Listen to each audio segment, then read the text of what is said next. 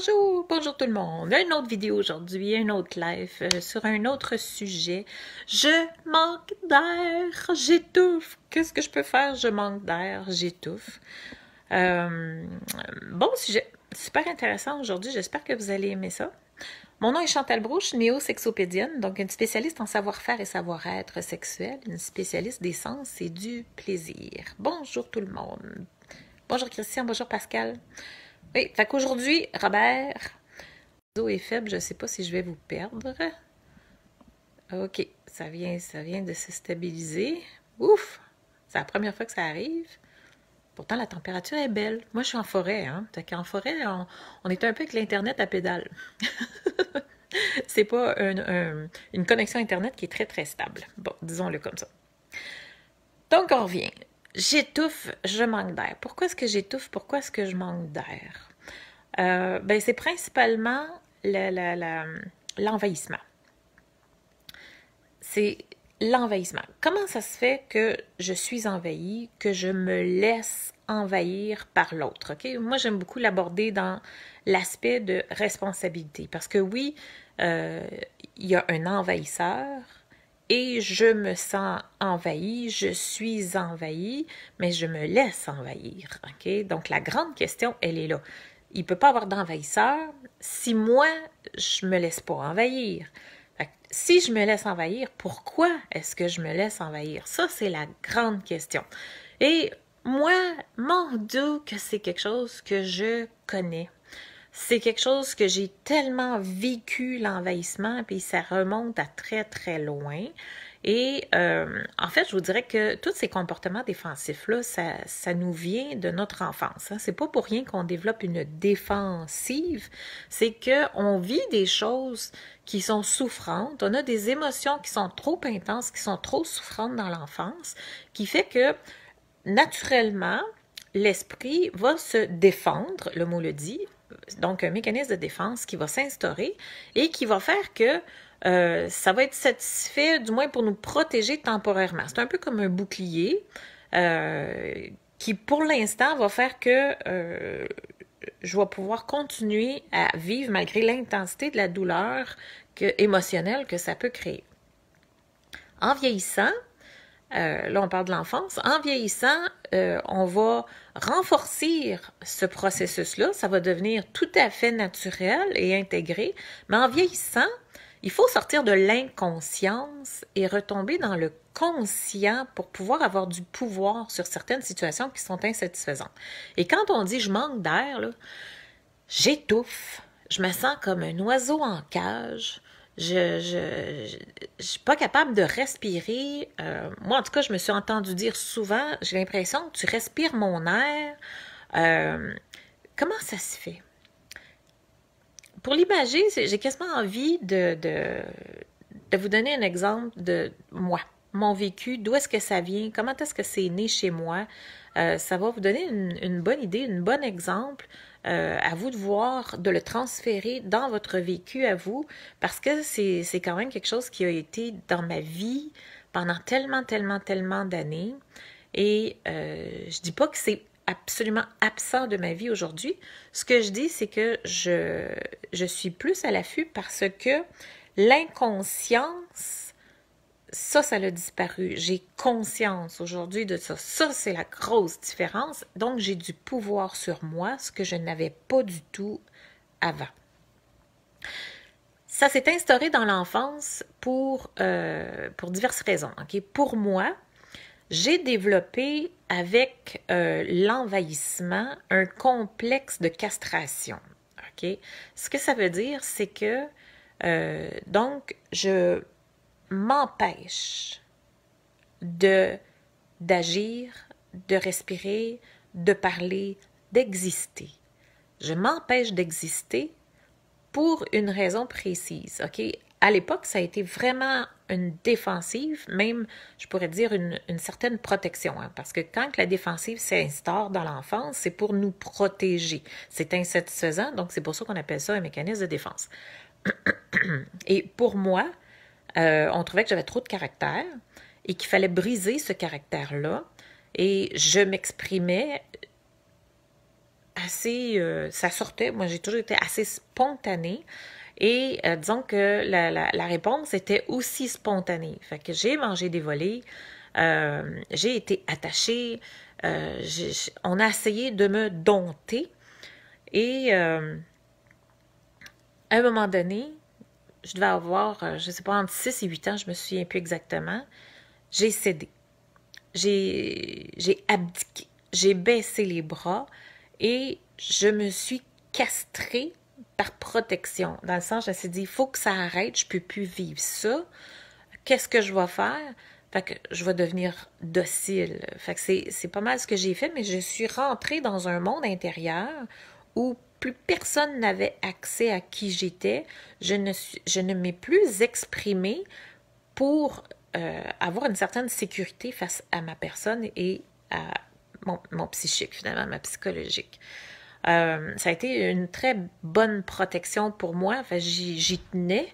Et en même temps, ça crée énormément d'insatisfaction parce que ça fait qu'on n'arrive plus à exister, on n'arrive plus à prendre sa place. Sauf que c'est pas à exister et à prendre sa place dans toutes les circonstances. C'est dans une circonstance précise. Et dans mon cas, c'était en présence d'une autorité et on finit qu'on choisit nos batailles aussi. Ok, je sais pas pour vous autres, là, mais face à certaines autorités ou à certaines personnes qui vont s'imposer ou qui vont parler plus fort ou qui vont essayer d'embarquer sur toi d'une certaine façon, à un moment donné, c'est comme, bof, est-ce que je veux vraiment m'estimer avec cette personne-là? Est-ce que cette relation-là, pour moi, est importante? Est-ce que ça vaut la peine d'argumenter ou de dire, regarde, je me retire, puis il fera son affaire dans son coin? Encore là, est-ce que c'est une fuite? Est-ce que c'est encore là une façon de ne pas s'affirmer? Je vous laisse seul juge. On a chacun notre progression à faire dans ça pour l'affirmation.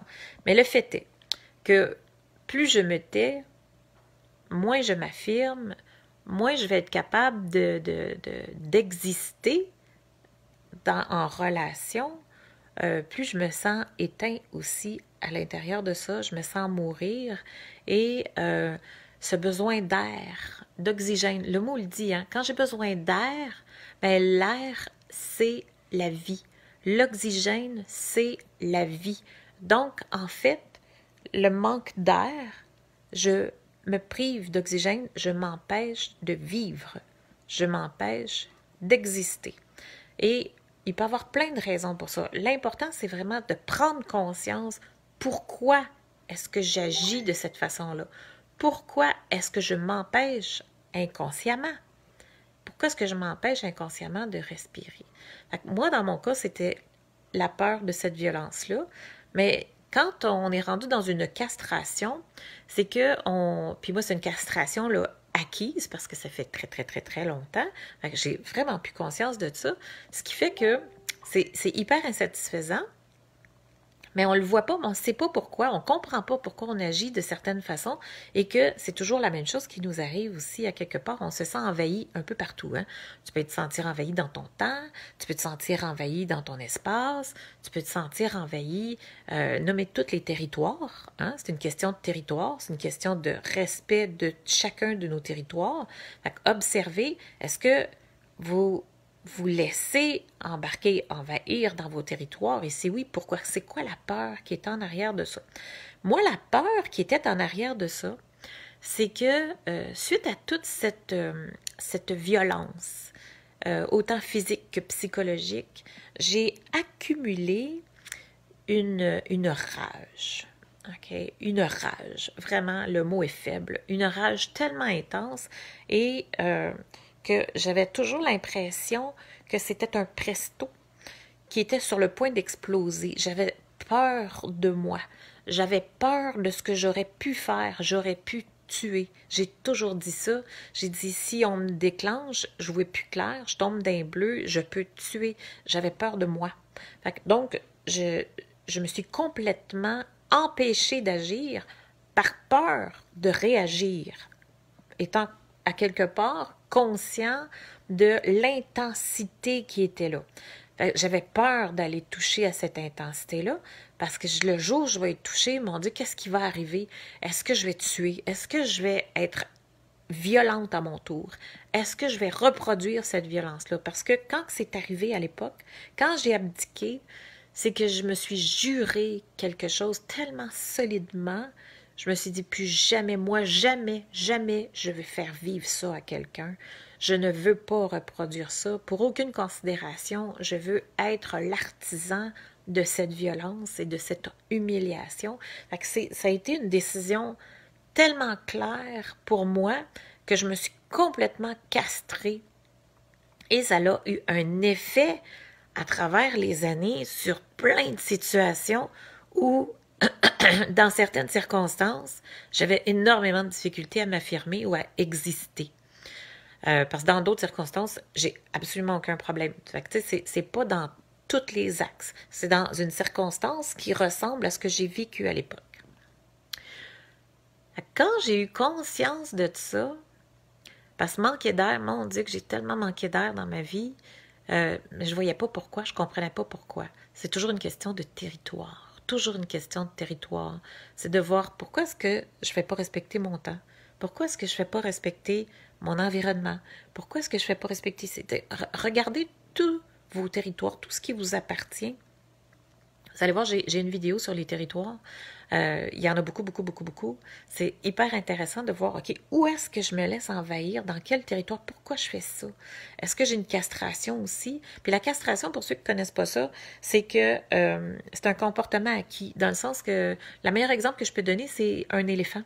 Tu sais, l'éléphant, quand il est bébé, quand il est éléphanteau, on y attache une corde à la cheville et on l'attache à un arbre solide. Fait qu'il va tirer sur sa jambe pour essayer de se déprendre, se déprendre, se déprendre.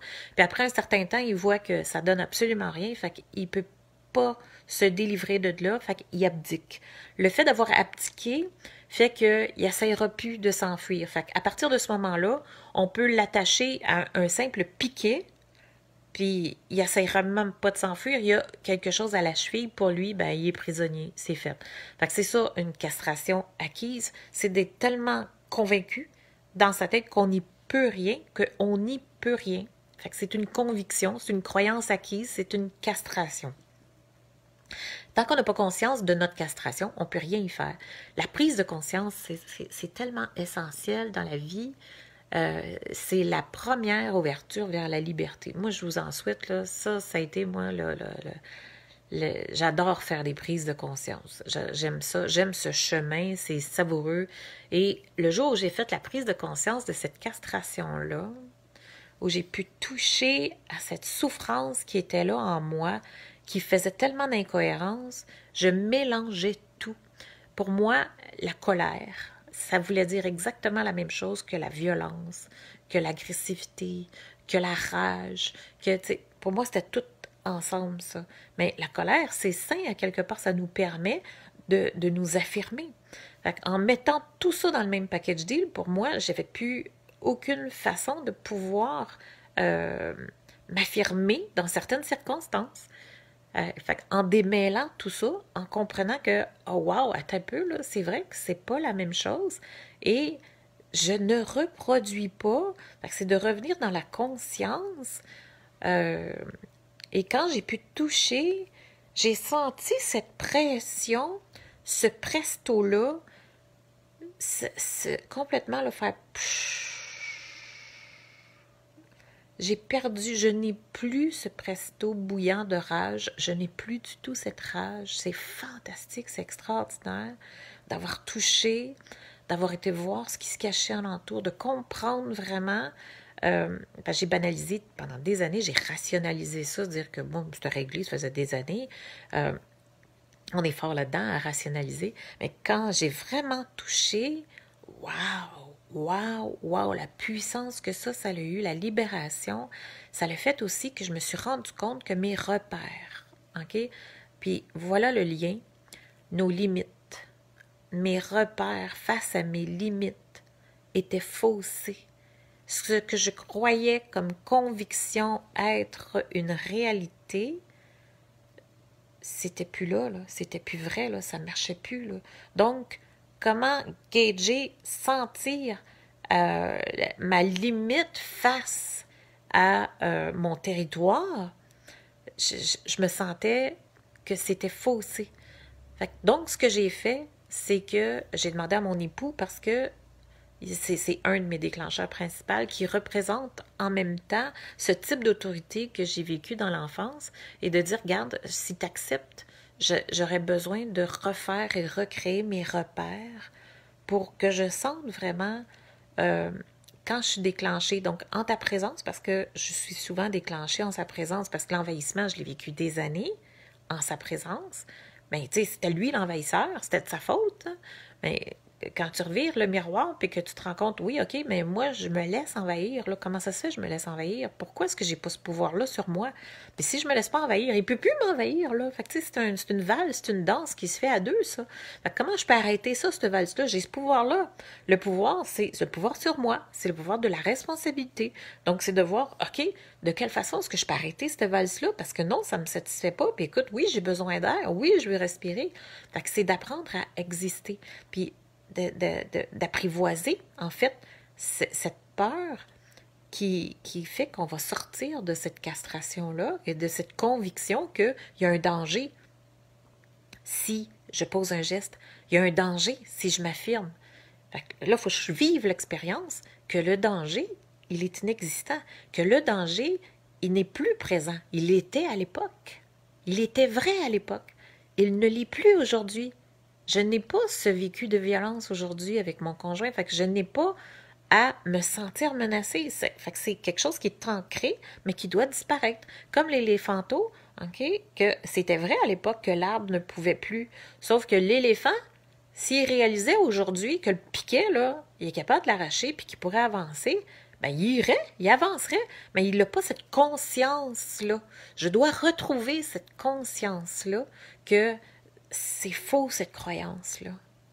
Et pour la défaire, j'ai besoin de revivre des expériences qui vont être positives, qui vont me prouver que c'est pas vrai, que c'est inexistant. Parce que ma tête le sait, mais mon senti le sait pas, lui. Donc, c'est ça, rebâtir ses repères. C'est revivre des expériences en se sentant déclenché, provoqué dans cette peur-là, puis dire, OK, j'avance de façon consciente, je sais que la peur est inexistante, mais je dois l'affronter, je dois l'apprivoiser et je dois le faire. Et ça a été extrêmement salutaire. Moi, je vous dis que ça m'a pris à peu près 2 semaines à provoquer, parce que j'aime ça provoquer quand je me rends compte de quelque chose. J'aime ça reprovoquer cette sensation-là pour justement la travailler, voir, oh, regardons, qu'est-ce que ça vient faire. Ben oui, ça m'empêche de. Regardons la peur qui naît. C'est observation, j'adore ça. Je trouve ça le fun parce que j'avance et ça me permet de faire la paix avec ça et de sortir d'une situation qui m'insatisfait. Donc, voilà, je vous souhaite de faire vos prises de conscience. La prise de conscience, c'est essentiel si on veut avancer. Et dans la formation qui s'en vient, vous avez sûrement entendu parler, vous allez en entendre parler dans les prochains jours, parce que vivre le 7e ciel, c'est 7 ciels, j'ai mis ça en 7 ciels, j'aime ça, puis avec mes petits chérubins, ben, j'adore mes petits anges. Le premier ciel, ben, c'est ça, en fait, c'est vraiment prendre conscience. Mais c'est difficile parfois, juste par nous-mêmes, de le réaliser. Ça prend des circonstances, ça prend des événements, ça prend des gens parfois sur notre parcours pour nous faire voir des poufs. Regardons, et on fait des prises de conscience. Ça vous est sûrement arrivé dans la vie que, je sais pas, vous avez assisté à une conférence, vous avez écouté une vidéo, vous avez parlé avec quelqu'un, vous avez participé à une conversation, puis qu'à un moment donné, ça vous a fait « Ah! Ah, t'as peu, là! Wow! » Puis vous avez fait une prise de conscience et c'est le premier pas vers la liberté, la vraie liberté. Parce que la liberté, elle est dans la responsabilité, dans la responsabilisation. Ça veut dire la partie qui m'appartient, sur laquelle j'ai du pouvoir. Fait que, oui, j'ai un envahisseur. C'est pas la faute de l'envahisseur, c'est la faute de moi qui se laisse envahir. Ça, c'est ma responsabilité. J'arrête la valse. J'arrête cette danse à deux. Prendre conscience de ça, ça vient de mon vécu souffrant, de mon passé souffrant, de mes défenses, de mon fonctionnement. Et j'ai la capacité de me sortir de là. C'est faisable. Moi, je l'ai fait, là. Mon Dieu, que c'est extraordinaire. Puis je n'ai plus jamais ressenti cette impression d'être un oiseau en cage, de manquer d'air, de... Non, c'est pas revenu, ça. Ça, je trouve ça tellement exceptionnel parce que c'était tellement puissant comme presto. Puis d'avoir touché et d'avoir baissé cette sensation, ça a fait... C'est magique. Le corps est magique. L'esprit, c'est tellement fantastique, là. Tout ce qu'on peut arriver à faire et à acquérir comme paix. Wow! Vraiment extraordinaire. Est-ce que vous avez vécu des choses comme ça? Je vous invite à me les partager aussi. En tout cas, moi, je vis régulièrement des prises de conscience et des avancements. Je pense que c'est le but de la vie aussi, à quelque part. C'est de se sentir mieux et d'être mieux. Je ne sais pas si c'est pour vous autres, mais en tout cas, moi, c'est ce que je veux. Être bien, être mieux, de mieux en mieux tout le temps. Et d'avoir une paix qui s'instaure, mais une paix réelle. Pas une paix fake, là, vraiment une paix que je ressens et que je vis.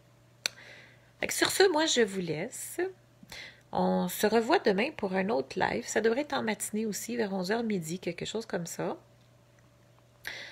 Je suis de retour chez moi, donc je suis plus calme parce qu'en déplacement, en transport, mon doux Seigneur, que ça demande puis ça gruge beaucoup d'énergie. J'ai même pas pu ouvrir mon ordinateur pendant tout ce temps-là, malgré que j'ai fait quand même un live par jour à des heures complètement disparates parce que c'était pas possible autrement. Mais merci de me suivre, merci de m'écrire, merci de m'encourager, merci de me faire des petits pouces, me faire des petits cœurs, me montrer que vous êtes là, que vous appréciez ce que je fais pour vous autres. Moi, je le fais parce que j'adore ça. J'adore contribuer à ma façon à apaiser et apporter la paix dans ce monde où on en a tant besoin. Et la meilleure façon de le faire, c'est de travailler avec le corps et le conscient du corps, qui est une façon absolument fantastique. Là. J'adore faire ça. Fait que sur ce, moi, je vous dis bye bye. M'arrêtez de parler, là, parce que sinon, j'arrête plus. Je vous embrasse, puis je vous dis à demain. Bye bye.